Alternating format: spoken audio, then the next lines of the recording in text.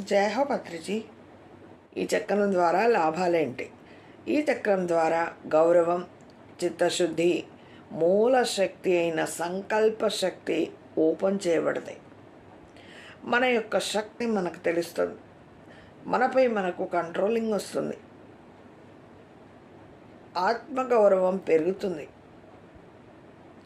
అలాగే ఆత్మవిశ్వాసం పెరుగుతుంది, ఆలోచన సరళి పెరుగుతుంది. మనకి కొత్త కొత్త ఆలోచనలు వస్తాయి.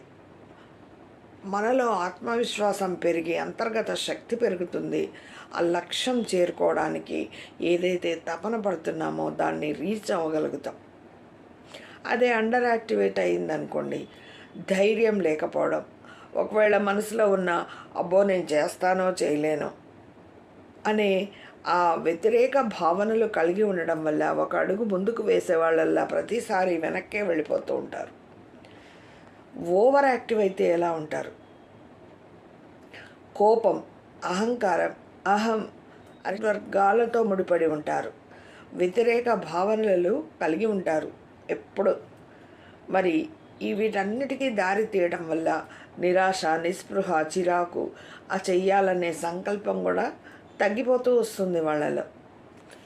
ఎప్పుడైతే మనం మంచి ఆలోచనలతో ఉంటామో మనము ఆ విశ్వంతో కనెక్ట్ అయ్యి మనం చేయాలనుకున్న ఆ పని ఆ విశ్వం కూడా మనకు సపోర్ట్ ఇస్తుంది. అలాగే మన గురువులు కూడా మనం ఒక అడుగు ముందుకేస్తే వాళ్ళు 10 అడుగులు మనల్ని ముందుకు నడిపిస్తారు.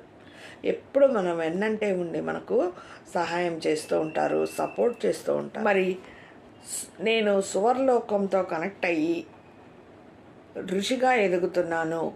ప్రాంకియాస్ గ్రంథి ద్వారా నేను ఈ 3వ స్ట్రాండ్ కాదు, STRAND స్ట్రాండ్తో డిఎన్ఏతో కనెక్ట్ చేయబడి ఉన్నాను అనుకోవాలి.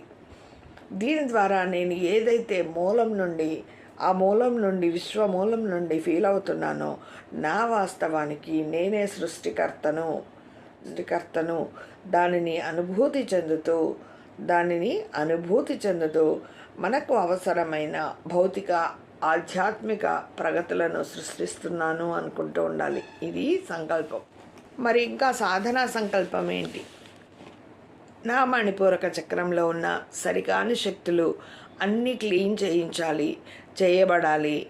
నాలో అంతర్గతంగా దాగి ఉన్న అవమాన భారం ఏదైతే ఉంటుంది కదా, అండర్ యాక్టివేట్ అయితే ఆ అవమాన భారం ఏదైతే ఉందో దానిని వదిలివేస్తున్నాను అని మనము సాధనలో ధ్యానం చేసేటప్పుడు అనుకుంటూ ఉండాలి.